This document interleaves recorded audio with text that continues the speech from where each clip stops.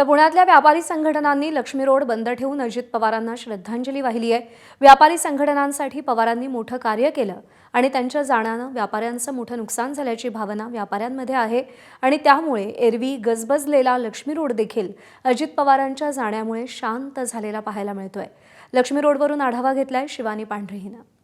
उपमुख्यमंत्री अजित पवार आणि पुण्याचे पालकमंत्री असलेले अजित पवार ज्यांनी पुणे वसवलं आणि पुण्याची मोठी प्रगती केली, त्यांचं काल विमान अपघातात निधन झालं आणि त्याच कारणामुळे त्यांना श्रद्धांजली म्हणून पुण्यातल्या व्यापारी संघटनांनी आहे तो पुण्यातला लक्ष्मी रोड, कुमठेकर रोड बंद ठेवण्यात आला आहे आणि हा कडकडीत बंद जो आहे तो आपल्याला या दृश्यांमध्ये दिसत देखील आहे।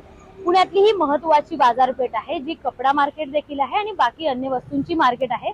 ते मार्केट सध्या बंद ठेवण्यात आलं आहे आणि या मार्केट बंद ठेवण्याच्या माध्यमातूनच अजित पवारांना आहे ती श्रद्धांजली हे सगळे व्यापारी संघटनेचे कर्मचारी असू देत किंवा व्यापारी आहे ते वाहताना दिसत आहेत।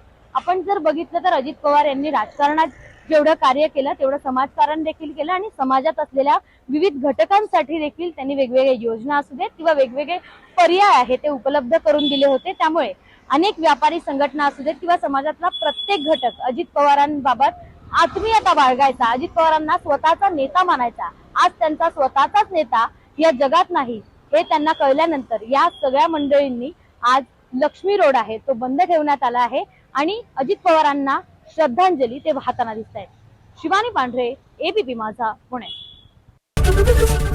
एबीपी माझा, उघडा डोळे बघा नीट।